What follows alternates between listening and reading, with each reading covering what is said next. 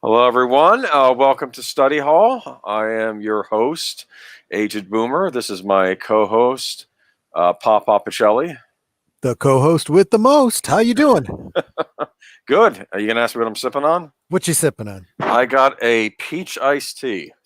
Very nice. It's a Sweet. peace tea with the peace symbol. Is it That sweet? sounds.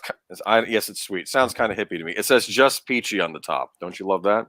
There you And go. and I'm gonna be spending the next hour trying to open it, so I'll have to have you take over the stream. I'm sorry. Oh, There you go. that was a hard. Okay, that was a hard open. Okay. Ah, I'm gonna a pour it. hard open. Boom, boom. I'm gonna start my own ASMR channel, just drinks pouring into glasses. Okay, I'll make a fortune. That actually sounds like a great idea. All right, you do the alcoholic version. I'll do the non-alcoholic. There you go. All right, want to say hi to the chat. Nanette, as always, thank you. How you doing? All right, Brian Gilmartin, Auditor Dread, Casey Scott, and Melissa Harris. Back to the drawing board. Hello, everyone. And we have a bunch of stories to cover tonight, right? Don't we? Yes, we sure do. Do you want to just get into it, or do you have any other thing you want to talk about first? No. That's all. I think everybody knows what's been going on with Netter and me, and Gotcha. at least those of you that follow us in the group and everything. Super appreciate all your support, all of you guys. Yeah, definitely. All right. But yeah, should we get down to the Hollywood apocalypse down to as it continues? Well, now it's turned into streaming wars. Now it has, yeah. Now it has gone from an apocalypse to a hot war. Okay. Apparently, AT&T, HBO kind of launched their nuclear option, and we talked about that a little bit last week. Well, the fallout is starting to come from that right now. Yeah, now it's pretty intense. Yeah, last week we had talked about that they were going to bring all of their movies to HBO Max. Okay. Mm-hmm. And this was going to be a what was it? All of their 2021 slate. They're going to go they're going to go to HBO Max. They'd be on for a month, and then they would go to streaming and other services, and then home video, and then come back to HBO Max. That was the plan. Right. Just to give that a little bit of context, everyone in the industry was pretty much looking at that as, yeah, that's pretty much just kind of giving lip service to the concept of even releasing things in the theaters. Yeah. But it was something. The theaters might actually be able to hold out if they at least had those opening weeks, because as we all know, the big numbers come in the first couple weeks, and then there's a quick drop off, no matter how big the movie is. Yeah, that was the Universal plan, okay, for Universal Studios. Exactly. Okay. But apparently, though, the Warner plan of just putting thing day and date with the theaters wasn't too popular, okay? Not just with the movie theater owners, but also with several people that work for Warner Brothers, okay? Christopher Nolan rips HBO Max. So this is the first story. I believe that's from a Hollywood Reporter, yeah. So this was the first one that came out, and a lot of people were looking at this. You know, you look at these things as they come out, so you only see them in a vacuum, right? So everyone looks, oh, Nolan, he's getting some attitude, he's getting some attention for himself, and he's, just no, whatever it is. But I'm actually going to drop the second one right away, because 2 points make a line, in my opinion. It wasn't just Nolan, right? It was the French guy that's working on Dune. Yeah, Dennis. I have his name here. Hold on, Dennis Villeneuve. I think it's Villeneuve. That's how I think so. He's a great director, by the way. I just can't say his name. His name. I do think I've heard him. It's said enough times. It's Villeneuve. But yeah, he is one of the great current directors. Two of my favorite movies from the last decade came from him. So, and I think we got a couple of others too, but those were two of the big ones. And it's like, okay, so that tells me, and what was it? Was it Nolan that said, I thought that I was working for one of the greatest movie companies? Yeah, I have the quote. Go ahead. Yeah, I'll read it to you. Warner Brothers had an incredible machine for getting a filmmaker's work out everywhere, both in theaters and in the home, and they are dismantling it as we speak. They don't even understand what they're losing. Their decision makes no economic sense, and even the most casual Wall Street investor can see the difference between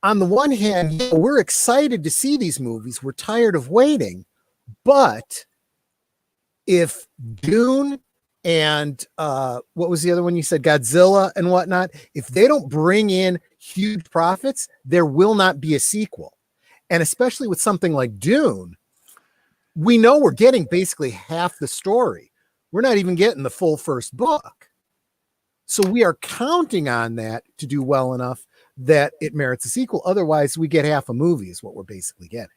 Yeah, that explains why the director is so angry. Because for starters, he wants a theatrical release, Yep. but also because he, if it doesn't turn a profit, I mean, how would they even excuse funding the second half? So let's back up on that one a second. Mm-hmm. So I'm going to play devil's advocate against my own argument here. Okay. Okay.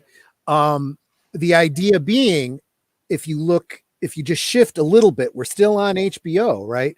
They're taking and re-releasing the Snyder Cut and they're turning it into a miniseries, making new footage, so on and so forth. And then they're talking about building off of that on that platform. So what it sounds like they're suggestively doing is, hey, Dune, don't worry. It's just going to become a series on our platform rather than, big blockbusters being released. Mm-hmm. And yeah, that's great. That's wonderful, but that's not what we originally agreed to, No, I don't know. I mean, they didn't notify anyone about this decision. That I had assumed that, okay, I mean, granted, I wasn't even thinking too hard about this. I was just shocked when the announcement was made, but I wouldn't think that they wouldn't have actually discussed this with all the people working for them, like the directors, the producers, the companies they have. They didn't discuss this with anybody.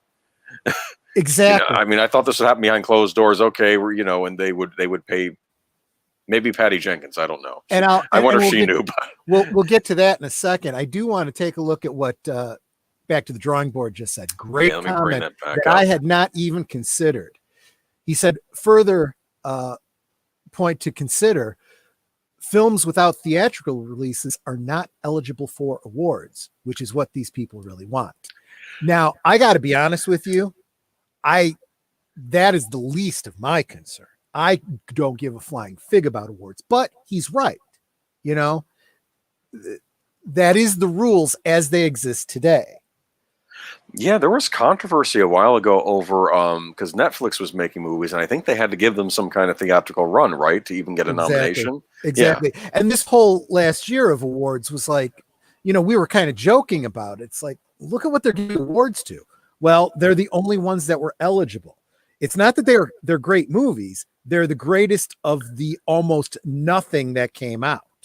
If you're the only person in a race and you finish first, yay, you. It took you twice as long as it should have to cross that finish line, but you won and got first place. Congratulations. Here's your gold medal. And that's what this year of awards has looked like. And so we are talking about a changing industry, right? We're talking about whether or not, actors will continue to work for certain studios, all of that, whether or not they're going to continue to make the money that they used to. But yes, as that changes, so too, the awards have to change too, because the industry has changed, right? And they have to be sudden. And they've already done it. They've already decided you're not eligible for an award unless you hit all these social justice points. I'm not even joking. That's not me being argumentative. That is what they announced last year. So now they're going to have to say, well, okay, I guess we have to make accommodations for movies that aren't releasing in theaters anymore. It's no longer going to be a cinema industry. It's going to be an entertainment industry. Oh, I didn't think about that. You brought up a good point there that some of these new rules for getting nominated for the Academy Awards. Well, we can't be nominated anyway. We weren't releasing theatrically, so they don't have to worry about those rules. Is that the point you're trying to make? Yeah, and I think the Academy is going to have to adapt to accommodate, but it depends. We're still hovering on the threshold, right? The nukes have been launched by AT&T, but Auditor Dre brings up an excellent point. How do you see AT&T proceeding if HBO Max is a failure? The current number for HBO subscribers is nowhere in the range of Disney or Netflix. That is an excellent point. That's also assuming that they don't completely fall on their face, as I had just predicted in my previous little mini rant there. It could very well be that that by 2022, no actors, no directors, no producers will work with them, and so they have no content. So if that predict and that is an extreme prediction, based on nothing, just a hypothesis. But if that did play out, then all of this would be moot. It would be they just F themselves. To sell off their movie rights to other companies and just continue on not creating content anymore. Well, this strikes me as the AT&T side is running the show, and they don't know anything about the movie industry. That's what this is. That's what the entire rest of the movie industry is saying. And right now, everybody's kind of okay. So picture it as a whole bunch of kids in the school lot, right? And one guy just comes up to the big guy, hauls off, and punches somebody in the face, right? Mm-hmm. One freezes and watches to see what happens. And where do all eyes go to? That guy's, buddy who's bigger and tougher. They're all looking at Disney and saying, what does Disney do? Does Disney break it up, or does Disney jump into the fight? Which side does he get in on? And go ahead. No. That's it. I mean, it's just, and I guess we're going to talk a little bit about what Disney's doing. We do, because I think we have the answer to that question, but we're going to get to that later. Midnight's Edge, though, had a really good video on this. They were making a point that they were comparing it to Game of Thrones, and they were saying right now HBO Max isn't even a contender for the throne. Okay, exactly right. And they're doing everything to get in there, but a lot of people are furious. So the John Chu, the guy behind Crazy Rich Asians, they made a point that he turned down a very lucrative deal with Netflix, I think, to get those movies made because he wanted to get them out theatrically. Okay. So he went with Warner Brothers, and now Warner Brothers, I think, wants to push the second one out on the streaming platform. Is that right? I think I read that. So, yeah.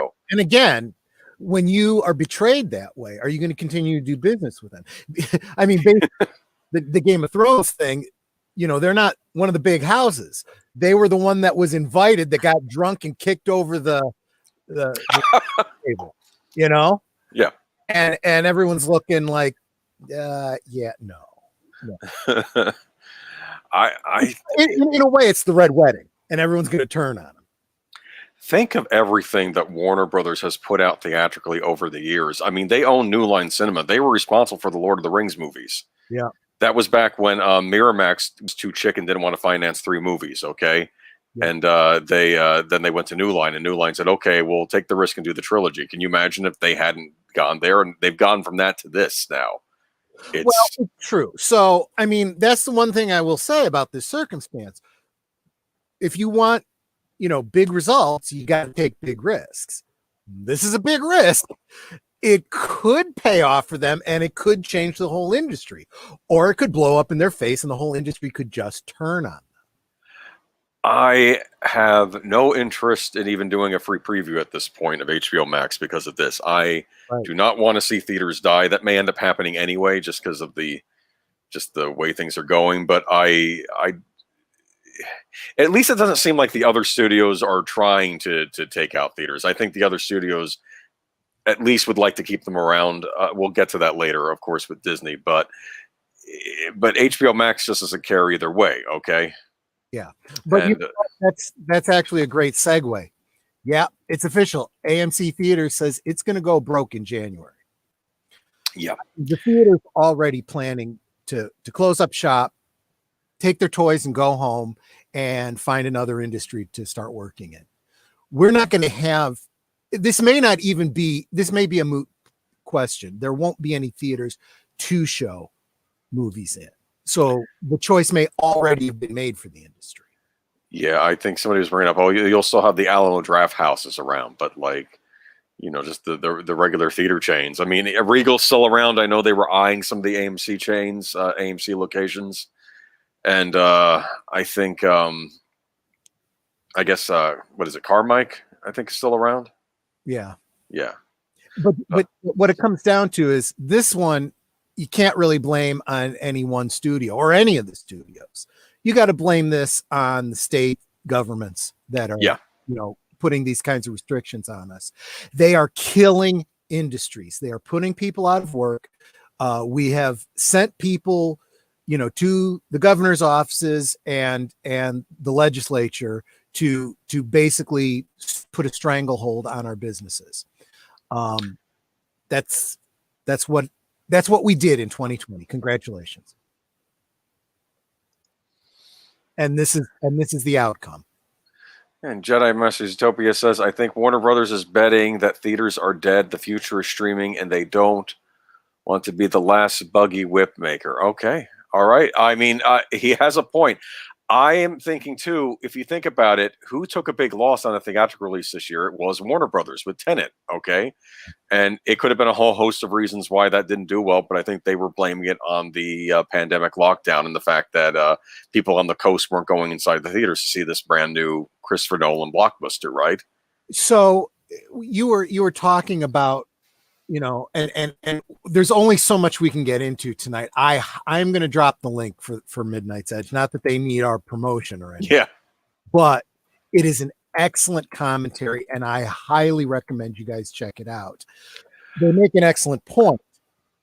We talked about the fact that these movie companies go into big debt when they create these big movies, and every week that goes by that they can't release the film, they're losing money in interest because they owe that money back. And the question is, who has the bigger pockets that can eat that and be okay with it?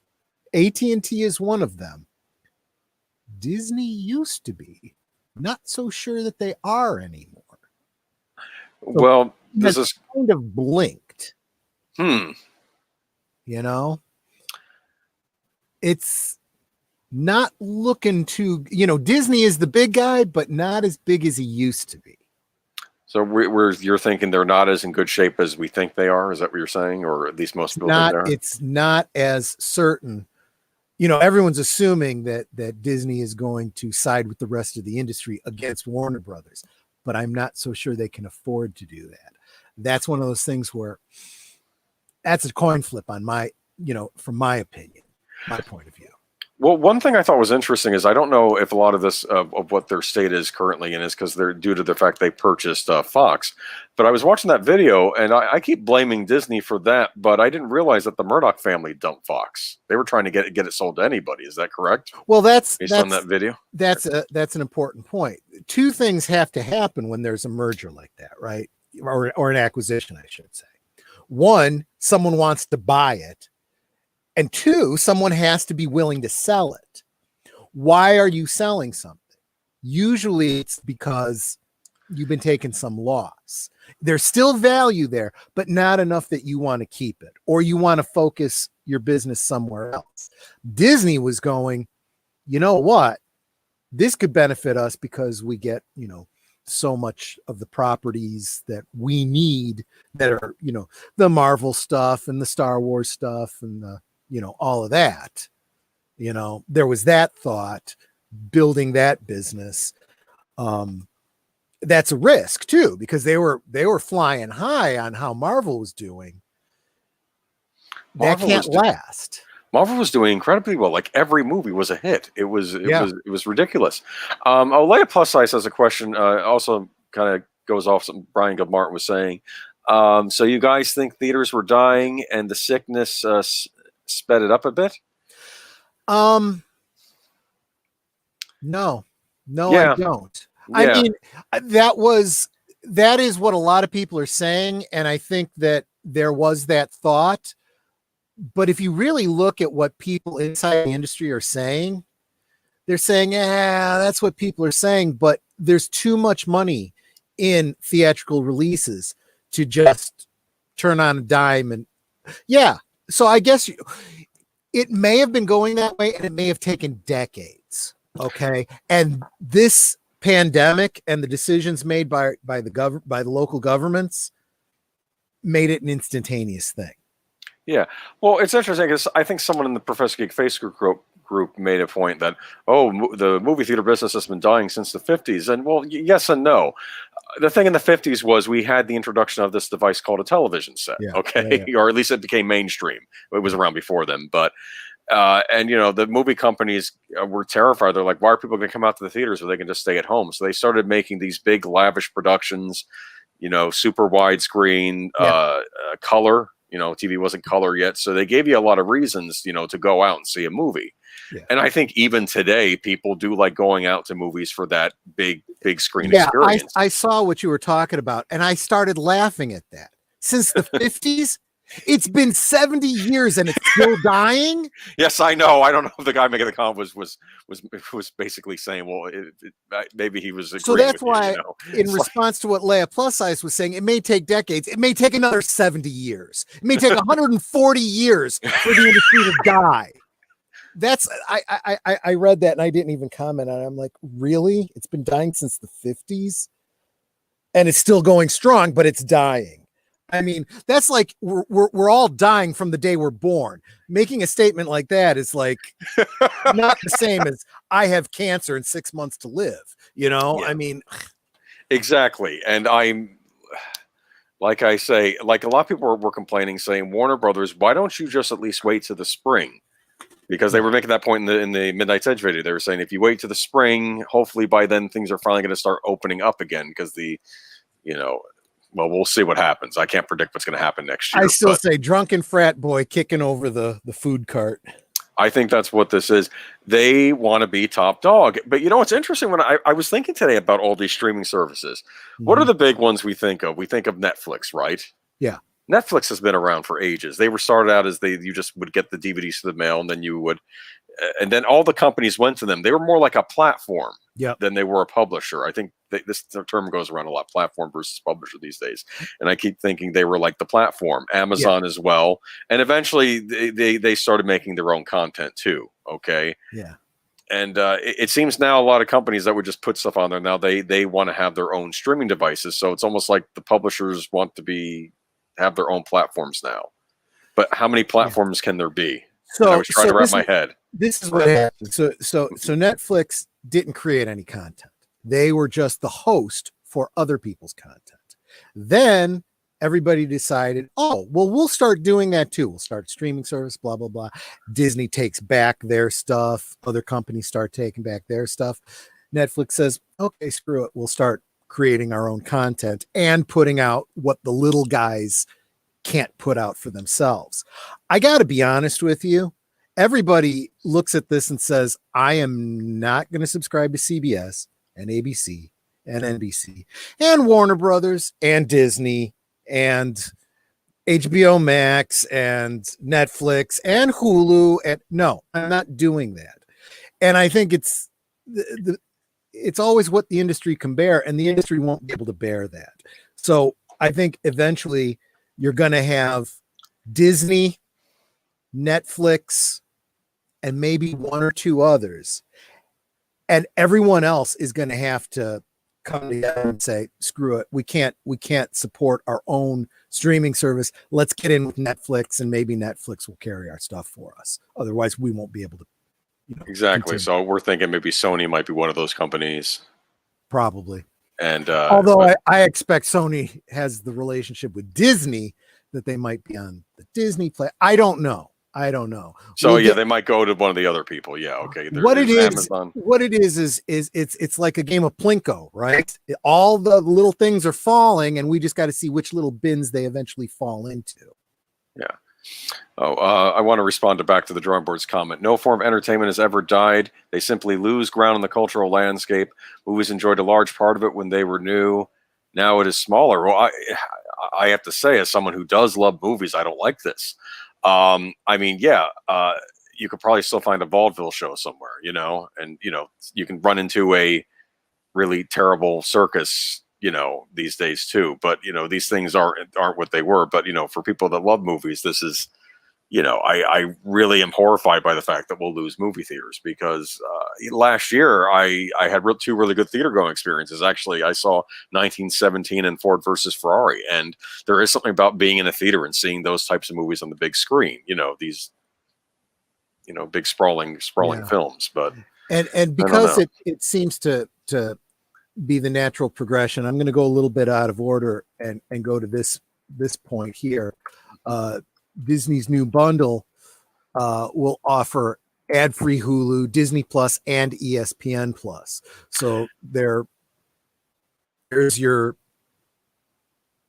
bundling, and I think you're starting to see some of that coalescing of this is what I had suggested that Warner Brothers should have done, that HBO shouldn't be having HBO Plus, HBO Go, HBO,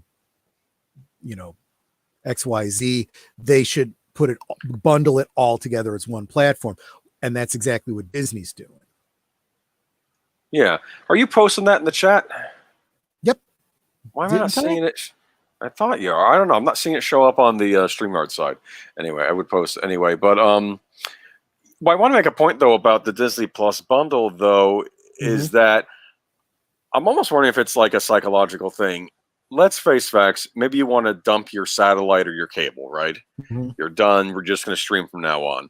Disney offers you a deal for $18.99, and you get Hulu, Disney Plus, and ESPN. And you're thinking in your head, wow, that's 3 different services. Do I really need anything else? And I'm thinking, because I don't know if you're going to have people doing 5 streaming services in your house or 8, because with cable, you have to buy the bundle. Right. With you don't have a choice. You buy the whole bundle, and then you can add whatever ups and extras you want to, whatever, additional services. Now you have to buy all the ups and extras completely separately a la carte. Yeah. I mean, think about it. What is it that you want to watch? I mean, you may want to get Disney for the kids. You have Hulu for the adult programming, like the stuff that's on FX. Fox movies, ESPN for sports fans, and you have it all in one package. And are you going to necessarily want to get Netflix? Maybe you'll want to get Amazon. Maybe you're going to get HBO Max on top of all that. It's like, But again, now that runs into money, right? I mean, and we got a lot of people that are out of work. This has been a tough year. We just got through saying that there's it's not just the entertainment industries. It's all industries are suffering and closing up shop and closing up business. Restaurant industries are closing left, right, and center. I mean, everything. So we have so many people out of work, and they're going to start subscribing to all the. No, those are luxuries that people cannot afford. Yeah. But you need something to entertain yourself with, right? Yeah. So Auditor Dread's asking, out of the new streaming services, are any of them a threat to Netflix? Well, depends on what you mean by threat, right? I think the way that the industry looking at Disney and Netflix and saying those two are the two big guys. Okay. They're the two leaders in the industry that are comparable. Everyone else is head and shoulders below them. And that includes HBO Max, that includes CBS All Extortion, all the others, so is there one that's a threat to Netflix? Yeah. Disney Plus, but threat kind of like, two local grocery stores are a threat to each other. Neither one of them is going to go out of business because of like one. Coke is a threat to Pepsi or vice versa. Exactly. Okay. I mean, it's competition. It's not, I was going to say McDonald's and Burger King, but that is not even a good example.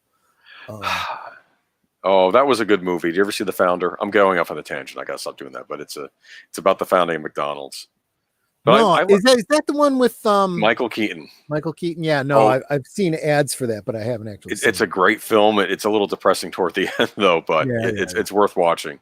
But it's just I don't know. It's a brave new world. I mean, and Yeah. I'm just reporting on it and giving my personal take on it. But you know, I can't don't go making any investments based on what Troy says. If you do, you're probably going to lose a lot of money. I am going to say this: whoever wins the streaming wars, and I Mhm. assume there'll be a few winners and a bunch of losers. Yeah. I think that nice price tag of $18.99 a month will Mhm. eventually go up. You know what? I'd say it's too early in the game to predict If that, it's Disney, because and if yeah, it you may don't that may even be a few know. years. It might go up, especially if you find them picking up some other people's content, like I said, like I speculated, Sony maybe. Oh, I Or see. there's also been talk about them getting rid of ESPN. So who knows? Who knows what it's going to look like 1, 2, 10 years from now? You know. Yeah. Uh, Okay, so Auditor Dread was just clarifying. He meant competition. Threat was too strong. Okay, yeah. Yeah. So I think I answered your question then. It's Disney and Netflix are the front runners. They're the two primary competitions. Everyone else is, the smaller fish. But like you know what? there's. It Oh, can go ahead. change. It can almost change overnight, because I'll be honest with you, things have gotten so tight for even the biggest companies. Oh, they're hurting. I would I. not be surprised if something catastrophic didn't happen and Disney comes out and says, "Yeah, yeah, we're screwed." It's funny. I didn't even think to send this to you, but I know that they've been having more layoffs recently. Yep. I think this is more on the executive level too. I And think I this read was that. Yeah. so maybe should we? I don't think I put up anything about other than let me see. Did we? No, I didn't even put No, any no, I didn't send it to you. I didn't. commentaries in there about Disney and their recent. Everybody's been talking about Yeah, the big announcement from their investor day or whatever. And Oh yeah. keep in mind, okay, this is and you guys have all seen this. Doomcock's talking about it, and Geeks and Gamers, and all the platforms are talking about this. That Disney came out and is talking about what they're doing with Star Wars, all the planned shows for Star Wars, all the planned Marvel shows, blah blah blah, this and that. Guys, it was an investor day. Pay very close attention to the ones that they actually showed footage of, and ones that they just showed a title card and talked about. I see. Okay. Oh, yeah, yeah. Oh, An investor day means they are trying to drum up excitement so that people will invest. So when they're talking about, what was it, Rangers, and they were talking about uh Lando, and they're talking about, I don't know, they talked about I some have them other all written down. I have them all written down. they talked about a bunch of them, but they didn't show any footage. Those are ones they're talking about. They're thinking about. It's an idea on paper. That doesn't mean it's ever actually going to happen. They don't have the money to do every one of these projects. Some of them are happening. Apparently, they've actually started filming for the Obi-Wan thing. Okay. Apparently, the Ahsoka thing is absolutely happening. But a lot of the other projects, maybe not, guys. It may not ever even happen. Over on the Marvel side, yeah, a lot of that stuff is happening, but and some of them I'm actually looking forward to. I think the What If animated series looks really, really good. But I'll tell you, I have absolutely zero interest in Ironheart. But again, we did not see any footage of that. There was just It's funny. talk about it. The first thing under the comments under these everything new. How much of this stuff is actually going to go into production? That's what I Yeah. was curious about. And okay, Yeah, now not you a answer lot my of it. question. I'm guessing not Okay. a lot of it. Okay. But So just keep that in mind, guys, when you see all the other outlets talking about this stuff. They're talking about it because they have to. They have to keep their numbers up. They've got to keep the algorithm fed. And that's why, you tune into Doomcock, you tune into Mecha Random, all the rest of them, and they're basically all saying the same thing because they have to. That's what it takes to keep their business going. But when it comes right down to it, they know as well as I'm telling you, it's a bunch of garbage. You're going to get some new things, and there is some things to be excited about. There's a bunch of stuff that people are going to be up in arms about, and it's never ever going to happen. Okay. But back to the drawboard, that interesting comment. The death of Disney would be a serious cultural blow to America. Yeah, that's already happened though. Honestly, yeah. I mean, the Disney that actually matters to culture is dead already. They don't even exist anymore. This is a zombie corporation wearing the logo of Disney. I'm blaming Bob Iger for that. I'm going to say no. 10 years ago, they weren't what they are now. Okay, Yep. I didn't see this as this big mammoth thing where they're just interested in buying everything up. And it's not even that I think that Marvel and Lucasfilm aren't things that would be compatible with the Disney brand, but it just became about buying everything up. Like Disney used to have a ton of original properties that they're not doing anything with anymore. Yep. Tron, but I won't. I'll be complaining about that for 2 hours. So, but yeah, I don't know. So, what's interesting? Lane Plus is mentioning woke speech, but wasn't there something else that came up at the investors meeting? And I think this came up in the Time Warner thing called direct to consumer. This is being talked about a lot. Yeah. Is this some fancy buzzword? Yeah. For... No. It's just basically exactly what we were talking about with Warner Brothers by bypassing the theaters. They make it sound like, and they're putting an investor spin on it, right? Hey, by avoiding the theaters, we don't lose any money, paying a middleman. We're making it, and it's being paid for directly by the consumer. But anybody who has been paying attention to Tenet and Mulan and everything else, they're going, yeah, that hasn't really worked out so well, has it? Doesn't really equate to dollars by cutting out that in quotes middleman, Again, looks good on paper, but doesn't work out that well in reality. Brave New World. Do you want to do the Patty Jenkins story real quick? Yeah, especially coming right off of what Leia Plus Size was saying. So, yeah, Patty Jenkins had a thing or two to say about Hollywood and why movies are actually made. And I think it was a little disillusioning to her. She was a little surprised. Okay.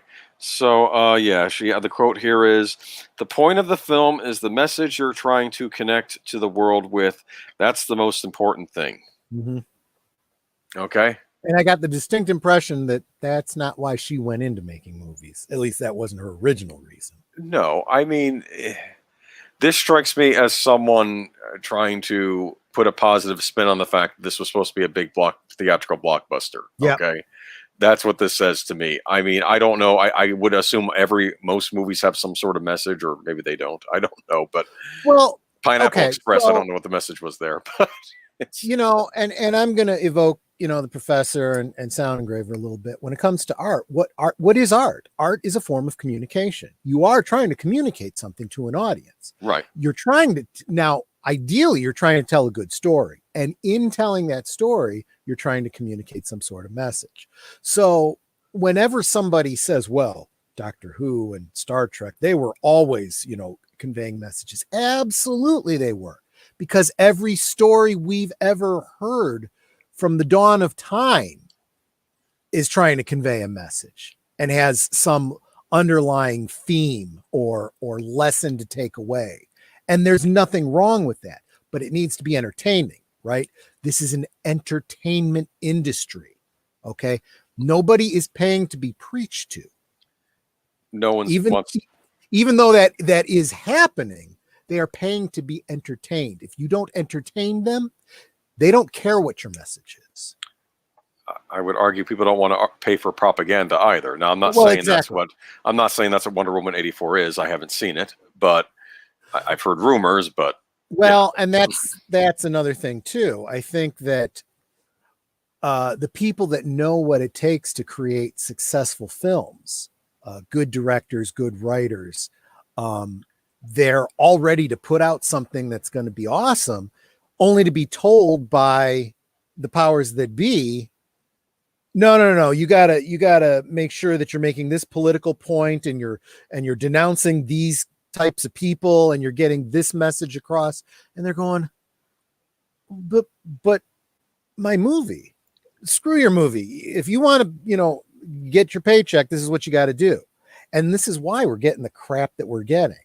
I mean, that's kind of indirectly what Patty Jenkins is saying. She didn't say it that way, but that's how I'm hearing it. Uh-huh. And she was also talking about how, I think she made a comment about the theaters closing too. We could lose movie theaters forever. That's what she's thinking is going to happen. And that's just her basically being on the same side as Nolan and him. I need to know how to say his name, okay? Because no, seriously, I have to write it out phonetically on my monitor for when we do these shows. Now, I've argued, I've run into contention. Like, the thing about these types of the communities like we and I belong to is that there are differing opinions on movies. Mm-hmm. Now, I know some people didn't like Blade Runner 2049. I loved it. It was my favorite movie of the last decade. Mm-hmm. And I said, and I had a top three, and one of my other top three was a movie called Sicario, right, which was about the drug war.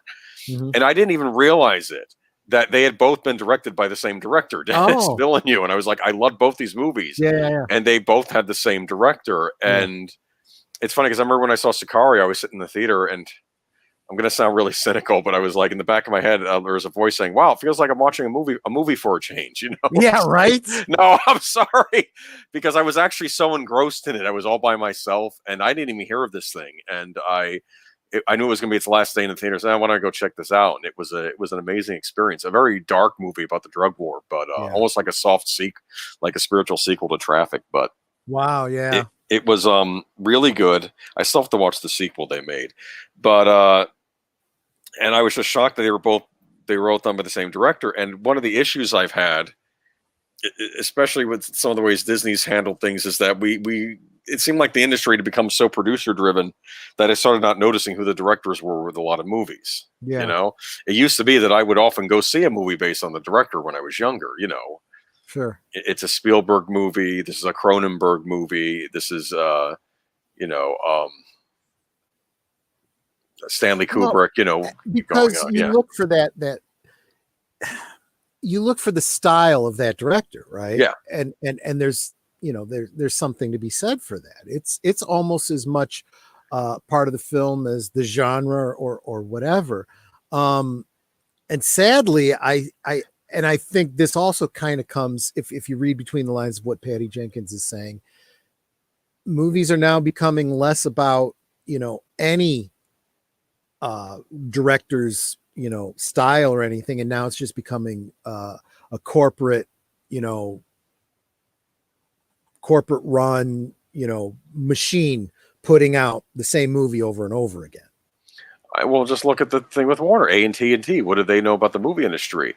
I mean, even if I look at the past, when I look at producers in the past, maybe they couldn't make the movies themselves, but I think they would at least know what a good movie was, or feel proud of it. I don't know. I'm not getting that these days, but we'll see.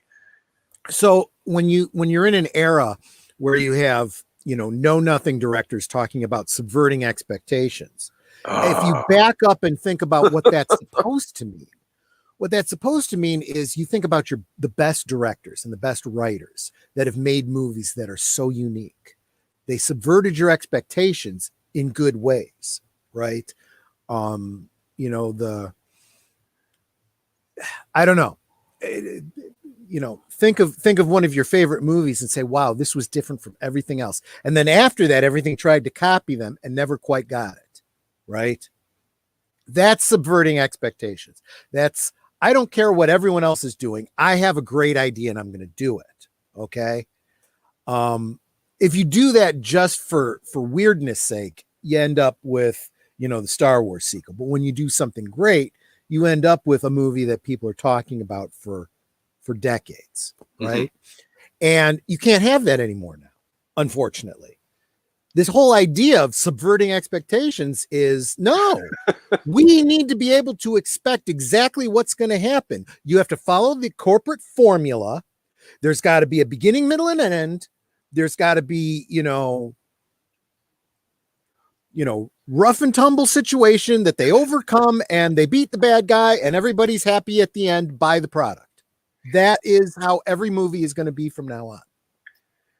I mean, yeah, I mean, it's like with even superhero movies, it's always about the end of the world, right? Mm-hmm.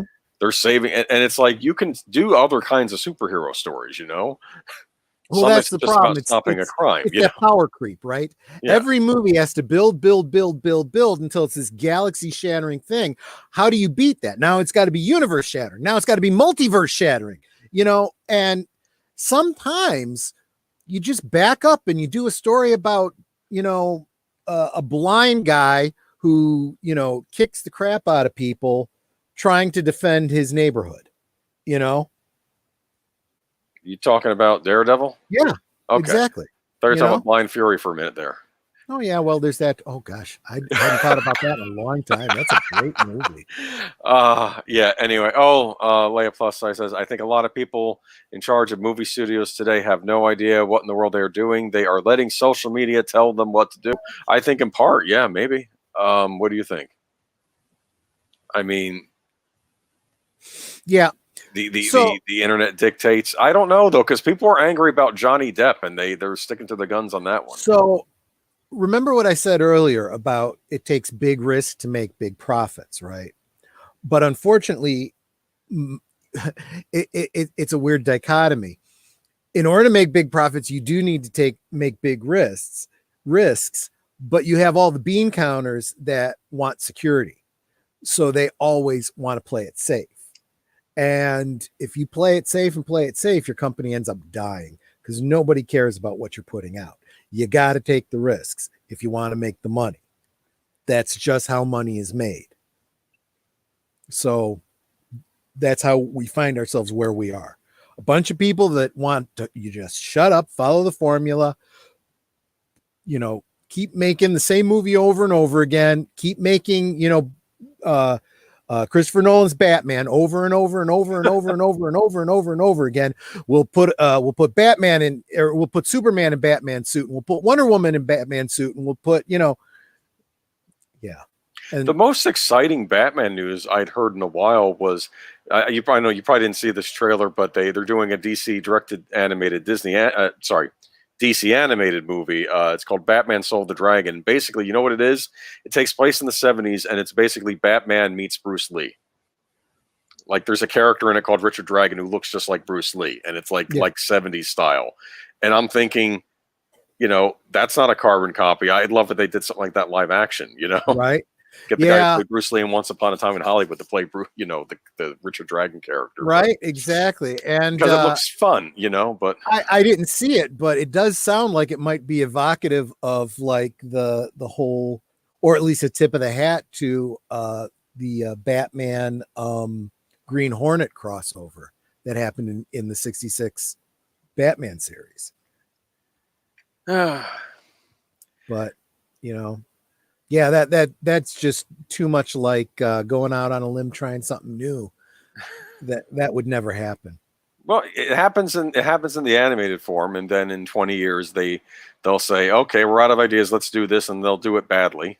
But I'm sorry, I'm being cynical. We're not gonna be cynical tonight. We got interesting stories to talk about. Where are we on our list now? Oh, God. Did we get through everything? We could go through each one of the Disney announcements. Everything's going out of business. Okay. Yeah. It's not funny. It's actually not funny. Okay. So I did want to do this real quick one that I had on Disney. This is why it's so good that we only do the show once a week, and we have about a week to see the news unfold, right? So first, we got this little piece of news, right? This is just an example, a microcosm in all of these things. Brie Larson out as Captain Marvel, rumored recast, right? Yeah, that was. Yeah, go ahead. I sent that one to you. And Doomcock was all about that. Oh yeah, this is wonderful. This is wonderful. And then all of a sudden, we get we get the announcements about, all the Star Wars and Marvel stuff, and Brie Larson is front and center of everything Captain Marvel related. So, no, she is not out. She is definitely still the face of at least the Captain Marvel portion of Marvel. And they need Captain Marvel to be in existence because it's Marvel Studios. It's Marvel Comics. Of course. They mentioned, I think the rumor was replacing her with Katie Sackhoff, which sounds too much like wish fulfillment. Yeah, right? That's not going to happen because she's going to be too busy reprising a role of Bo-Katan if things go the way people are expecting them to with some of the other announcements on the Star Wars side. We're going to be stuck with Brie Larson for a little while. She was at the Game Awards though, which I didn't watch. For games. They're are they as pointless as the Academy Award? There are probably worse. Oh God! And then why are we even taking up time in the show with this? I'm not. I just mentioned that she was in the news recently. She was at the award show. Anyway, why don't we go ahead and talk about all the fun announcements? Okay. Sure. All right. Here we go. And I'll have my own thoughts, and you'll have your own thoughts, and we'll yell at each other. Okay. So, okay. Well, hopefully not. We can't yell too much because, again, like I said, a lot of this is just speculative. If you take this as holy writ, you're deluding yourself. All right. We want to go through the Star Wars stuff first? Yeah, sure. You said you have a list, right? I have a list for the Star Wars. The Marvel one, I'm going to have to get off the article because I didn't have time. But I know because somebody was slacking and didn't get you. I've had a kind of a hellish week too, so I'm not picking on you. Okay. All right. One thing I did notice though is that I don't think Kathleen Kennedy is leaving Lucasfilm anytime soon. Yeah, that's for sure. Did you see? So there's this picture of her, right? She's the mouthpiece for Lucasfilm, right? And she's standing in front of a screen with a whole bunch of the logos of all the different projects around her. And I swear to goodness, she looked like she was just miserable. She did not want to be there. Oh, you're thinking? Okay. That's how she looked to me. It was just like, I'm here. I'm doing my job. Yay, Disney. We don't know what happens behind the scenes, so I guess it'll come out one day. But probably not. No, we'll probably never know, and we'll always have to speculate. But I got to be honest with you. That's how it looked to me because you had, what's his name? Kevin Feige over on the Marvel side, and he looked like he was fired up and he's excited and and she's just standing there like, she's giving a eulogy or something. It's like, well, glad you're happy with your job because, yeah. So what it comes down to is the speculation was that she was going to bail. Her contract was going to be up and she was happy to go because she could write her own ticket. And all of those opportunities dried up, whether because people knew that she was not the best thing for the industry and she'd really hurt the brand, or because of the coof and people aren't hiring. It's not as easy to jump ship as it was a year ago. So she just decided I need to hold on as long as I can. So she's tightening those screws about, if you let me go and you don't renew my contract, this, and this, I'm going to do. Yeah. Everything that we were talking about 2 years ago. Okay. That's what's going on with her. She's not going anywhere. But I do still question how much control she actually has behind the scene. I think they're letting her do some of her own vanity projects. Well, we'll see. Well, I'm going to run some things. Lost leaders, to be honest with you. And again, that's still if they ever happen. Well, let's play a game. We'll see which one of these is a Kathleen Kennedy vanity project. There you go. Which one is not. Yeah. Andor, Rogue One prequel premiering in 2022. This is Cassian Andor, the character from Rogue One. This is a prequel series because I can't. I got to be honest with you. I don't know where they're going with this one. I mean, everyone is saying, "Oh yeah, this is already in production. This is absolutely, definitely happening." And I'm like, why? This is another example of a character that just gets dead. We know where he ends up. Why are we bothering giving us the story before he dies? This is interesting because I remember um, they did this with Han Solo because we got the Solo Star Wars movie a couple years after we just see Han Solo getting killed by his Yeah, son, and it's right. like I'm not really interested now. Yeah, Okay, if he had had a good send off, I mean he kind of didn't go in a good way either, and it's like I don't now want to see him as a young man. And right. I'll say this: Solo, I did think was one of the better of the Disney movies. It had that horrible droid in it, but other than that, anyway. But I still that's haven't my own seen it. opinion. All I know is that they scrapped the EU and Han Solo at Star's End and all of my favorite prequel Han Solo stories. So why bother? Oh, I see. So We'll yeah, get back to that concept in a little bit, though. sure thing. But yeah, Cassian Andor, I don't know. I thought Rogue One was a one and done. I had my own issues with Rogue One. I know a lot of people, even people that didn't like, but they did last night. I did like Rogue One, so maybe it's just a Look, taste thing on my if end. Rogue One was the worst thing that Disney Star Wars was putting out, I'd say Yes. they were doing pretty good. Yeah, I mean, at least from yeah, it was good enough. It didn't hurt anything.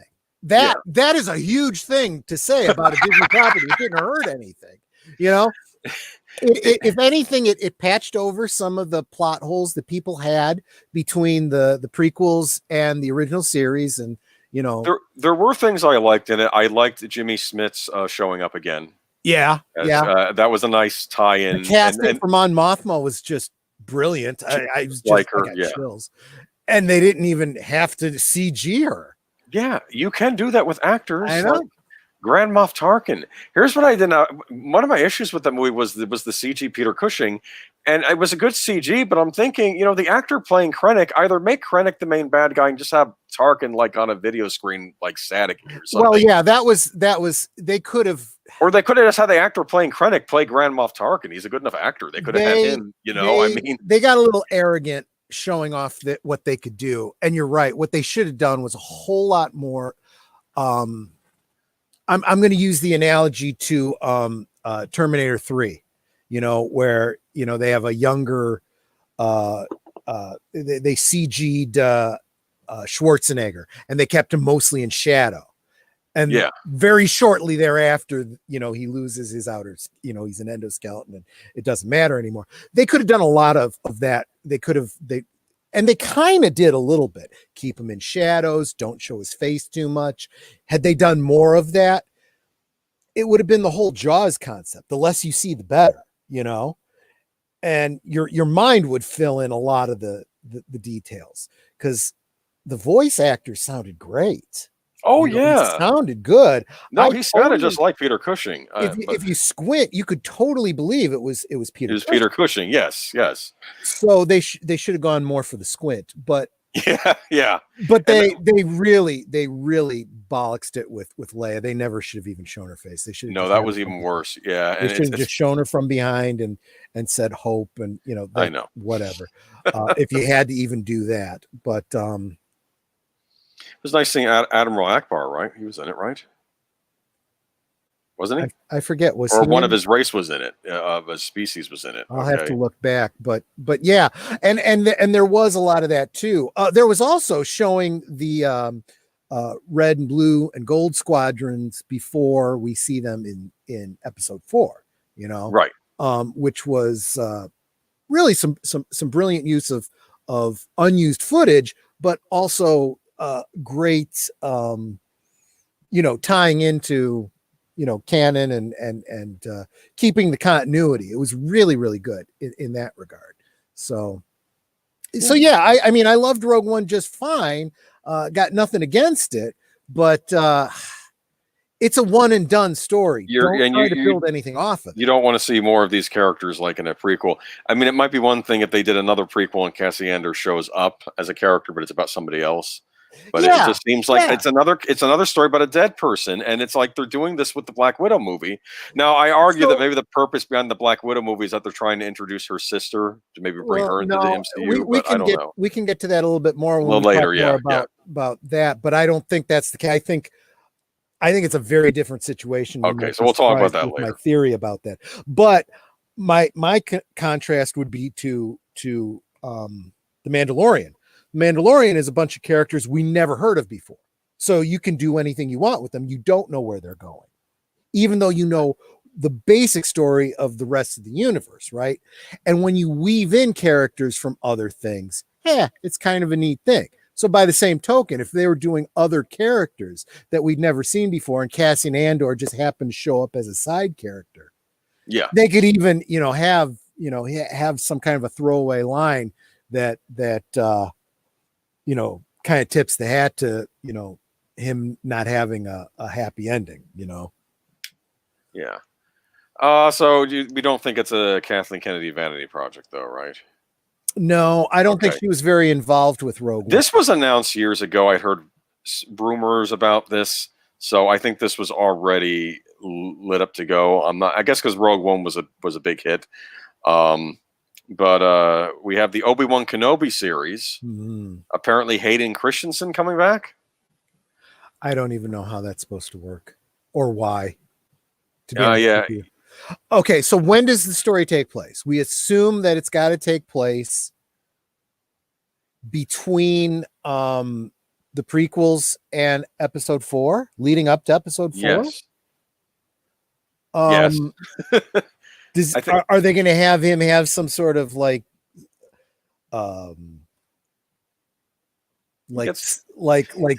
force Skype conversations with Anakin or something like that? Like, I don't know. It doesn't make a whole lot of sense to me.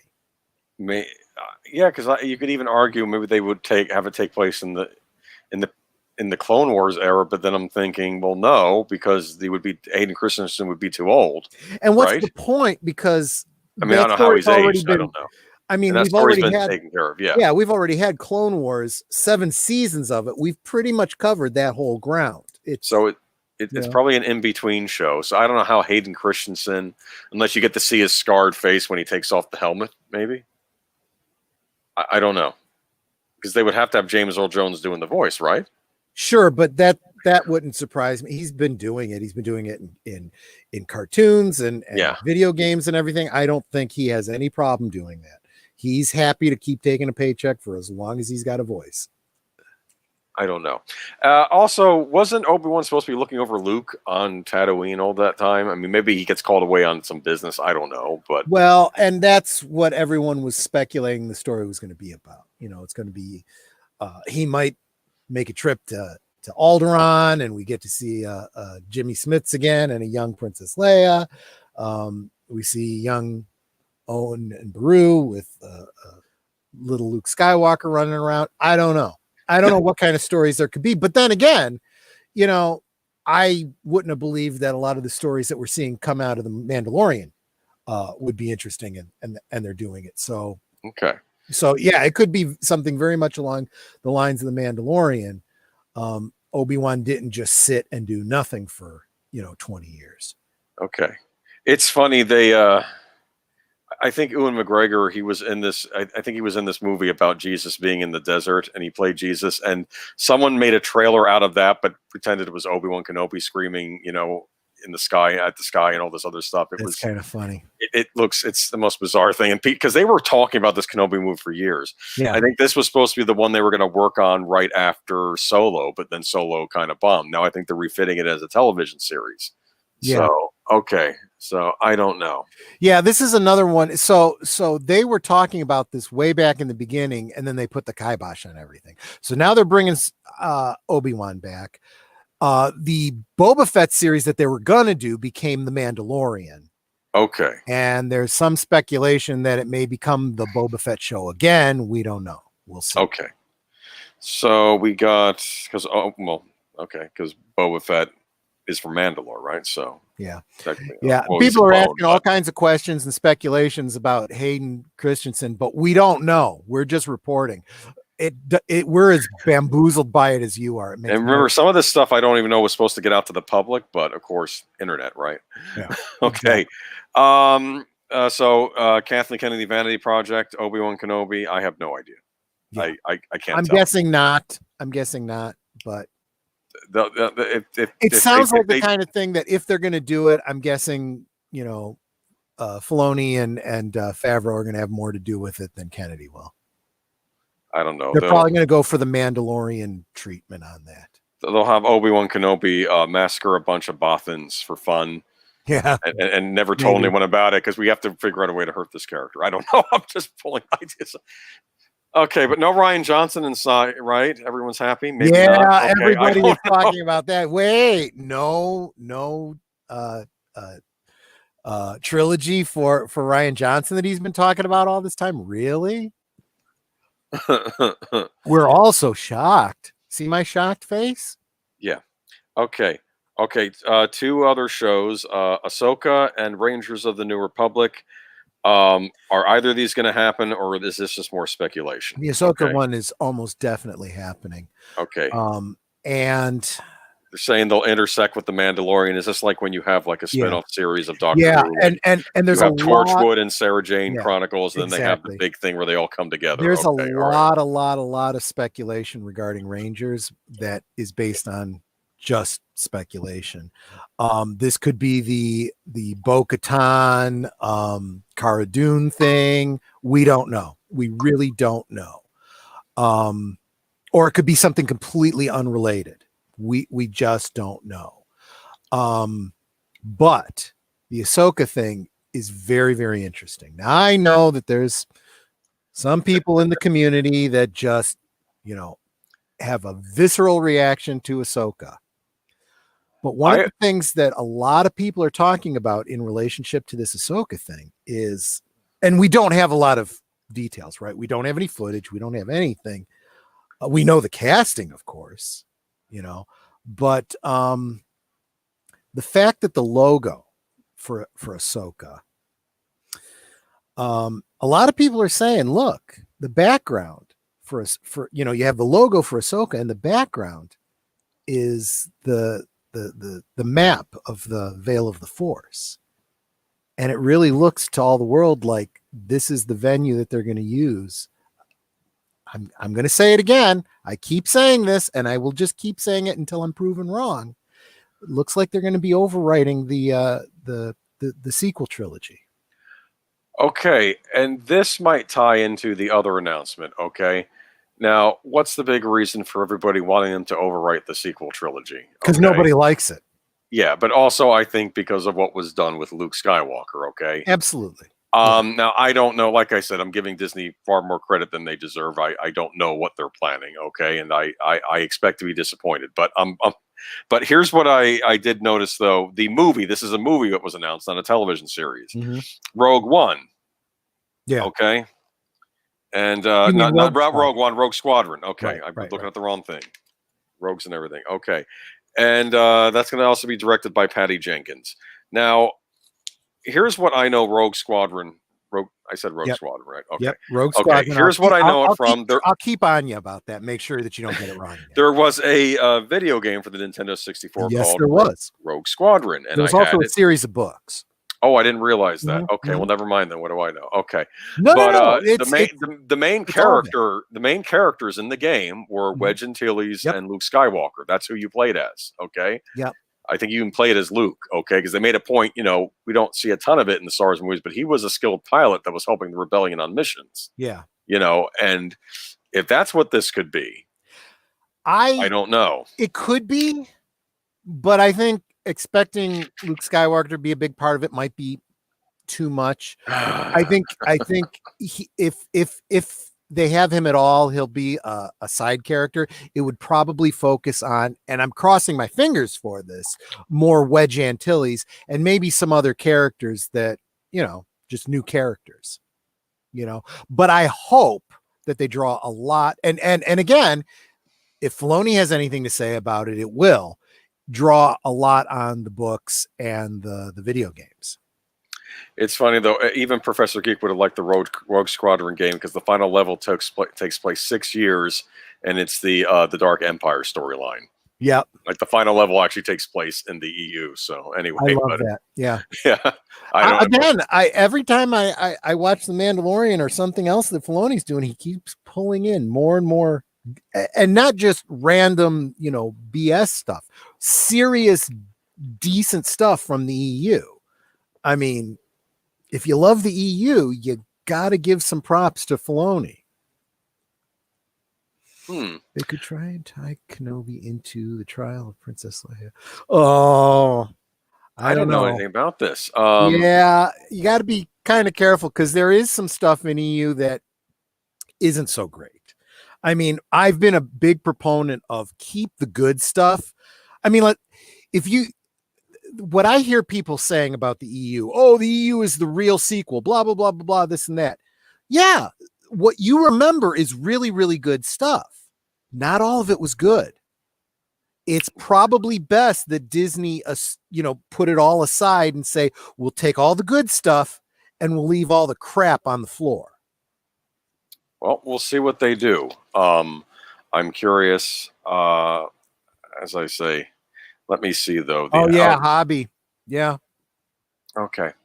But anyways, let's see what else there is. Lando, a new spin-off series from Dear White People creator Justin Simeon. Yeah. Am I getting that right? Okay. There's a problem right there, right? So, but putting that aside, there's been a lot of behind the scenes scuttlebutt about this because apparently the stories and whatnot are being taken directly from the Lando series of books, the EU books. And I do not see this as a problem. If they had done this with Han Solo, I'd have been a very happy camper. Also, because those books were written as though they were written by Lando as an autobiography, looking back on his life and telling these stories, it would be very easy for them to use, what's his name? The actor who played Lando. Help me out here. Hello, did we? I muted because I was coughing because thing went down the wrong pipe. Oh, okay. And then is it Donald Glover? No. The original actor. Billy D. Williams. Billy D. Williams. Thank you. Yeah, they could totally have Billy D. Williams come in as like a narrator, a la Young Indiana Jones Chronicles. And then you go back to Glover actually playing out the No, actually it's Star Wars. They would do that. Yeah. And it could be really good, but yeah, I don't have a great deal of faith when I hear who's actually going to be making the movie. And yeah, I really don't need that preaching. No interest there. Lando had the better adventure novels back in the day. Yeah. With voice. Oh, I see. The reader for the novels was Billy D. Williams. Okay, cool. Yeah, Back to the Drawing Board knows exactly what I'm talking about. That's absolutely right. So yeah, it could be. And they're saying, and a lot of people are getting upset because, oh, you're just ripping off the books. Well, yeah, if they were good books that people loved, why reinvent the wheel? That's what the fans keep saying. So, and they own those stories, whether Kathleen Kennedy wants to admit they exist or not. Okay. We also have The Acolyte, billed as a quote-unquote mystery thriller set in the final days of the High Republic. Vanity project. Yeah, that was the Russian doll. Probably never happened. Yeah. You think that's going to be in development hell maybe for a few years and just, I don't know. One can hope. Okay. One can absolutely hope. But yeah, High Republic hasn't been very well received. Do you see any action figures coming out related to the High Republic? I mean, that's what it comes down to. Have the books even been released yet, though? I thought this was a book series they released. I don't know. Comic books, and they were talking about making it into a cartoon series or something like. I don't know. Well, they didn't announce any cartoon series for that. They did announce a what was it? The Star Wars Bad Batch, which we're going back to the Clone Wars again. Yeah. I don't know if this is going to be the same. That's got to be a Filoni thing. Okay, and so that's not Kathleen Kennedy, which could be good. Again, I think that Filoni has gotten himself a great deal of capital. He's the only one who's done anything successful. Right. They want to keep, building on that. Well, I think I've seen of his was Rebels. I didn't actually watch the old Clone Wars. I watched the original Clone Wars animated thing, but that was the Jendi Samurai Jack creator. The 7-season thing. And I had some people talk me into it, and I checked it out, and I was very happy. in my opinion, it actually makes the prequels that much better. I was commenting in I think it was in the Professor Geek group the other day about it and saying, the prequels are not paced very well. They take a lot of material and condense it down into 6 hours. And they're trying to show the basically, how did I put it? A slave boy is taken away to boarding school while his mother is still a slave. By the time he gets back, he gets there just in time for her to die in his arms. He blames the Jedi Order for that. They disrespect him. They break their own rules. They turn against the duly elected leader of the government. And then it's not enough that they want to remove him from power just because they don't agree with his religion. They want to execute him on the spot. There's a lot of stuff that goes into it. But I said the big thing that's missing, I said there's plenty of justification for why he becomes Darth Vader. But the big thing you miss is the PTSD that happens serving in war on the front lines. Right. And the Clone Wars cartoon series does an excellent job of that. Okay. It fills in a lot of his character development that happens in between the movies that you don't see. Yeah. Okay. Well, definitely worth a watch. I may check it out. I did watch Rebels. There were things I liked about Rebels, things I didn't like as much. But one thing I did like about Rebels was when they ran into the surviving clones. The first thing the Imperial did was salute them. Did you notice that? Yeah. Because they're still heroes of the Republic, and even when I guess what was it, Captain Rex was working with the rebels, the guy was trying to give him an out. Listen, you help me now, and I'll let this go, and I'll get you a job teaching at the academy. Just because I thought that was interesting how they still respected the clones. Oh yeah, even in the Imperial. So Absolutely. That was an interesting. That's touch, why but. there was a scene in the last episode of Mandalorian where and this was dealing with Din Djarin, who can't show his face and whatnot, and Boba Fett doesn't really have that problem, except when they go into this Imperial facility and he's like, well, you're going to have to remove your helmet. I can't remove my helmet. He goes, you go and you remove your helmet. He goes, let's just say they might recognize my face. And I was like, yep, because he looks like all the clones. Of course. Oh, that's funny. Okay. It's funny how they get themselves different hairstyles too. I noticed that. Oh yeah, they did a great job of going out of their way to make all the clones look individual, giving them different names, which makes sense. Hairstyles, yeah, and you get the distinct impression that although they start out identical, as time goes by, they develop different personalities and become very, very different people. So, no, yeah. That's interesting. Almost like the guys behind the Clone Wars actually know how to tell a good story and show character development. Oh, heaven forbid! No, that's heresy. Well, anyway, so what else do we have? Star Wars Visions, anthology collection of short films from 10 different Japanese animation directors. Okay, so that sounds like it's probably going to be like the Animatrix. Yeah, that Remember kind of stuff. That? It's, okay. It's loose continuity or not related at all. And I don't know. I've seen some Star Wars anime that was really, really good. Yeah, I think like fan projects, right? But I don't think anything was actually it's all been Japan. Fan projects. Like I think this is stuff that would actually be made in Japan. We'll see. I don't know.